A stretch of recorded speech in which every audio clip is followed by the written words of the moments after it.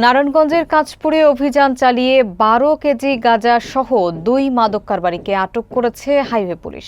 একই সঙ্গে মাদক পরিবহনে ব্যবহৃত একটি পিকআপও জব্দ করা হয়েছে।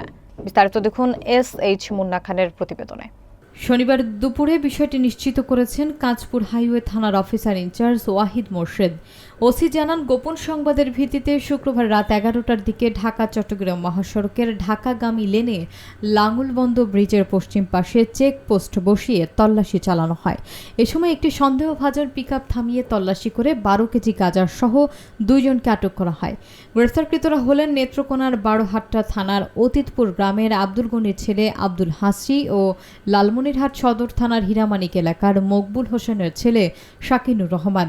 এ ব্যাপারে মাদকদ্রব্য নিয়ন্ত্রণ আইনে মামলা প্রক্রিয়াধীন রয়েছে বলে জানায় পুলিশ। আটককৃতদের বিরুদ্ধে যথাযথ আইনানুগ ব্যবস্থা গ্রহণ করা হবে। ওসি আরও জানান, মহাসড়কে মাদক পরিবহন প্রতিরোধে পুলিশের নিয়মিত তৎপরতা অব্যাহত থাকবে। গত রাত্রে আপনারা জেনে থাকবেন, ঢাকা চট্টগ্রাম হাইওয়ে রোডে বন্দর থানাধীন লাঙ্গলবন্দ ব্রিজের পশ্চিম পাশে গোপন সংবাদের ভিত্তিতে সেখান থেকে আমরা ১২ কেজি গাঁজা এবং ২ জন আসামিকে গ্রেপ্তার করতে সক্ষম হই। এই ঘটনার সাথে যারা মূল হোতা, যারা এই অর্থের যোগানদাতা এবং এই মাদকের উৎস, সেই সংক্রান্তে আমরা তথ্য সংগ্রহের জন্য আসামিদেরকে জিজ্ঞাসাবাদ করছি। তথ্য পাওয়া গেলে আমাদের তাদের বিরুদ্ধে আইনগত ব্যবস্থা গ্রহণ করা হবে।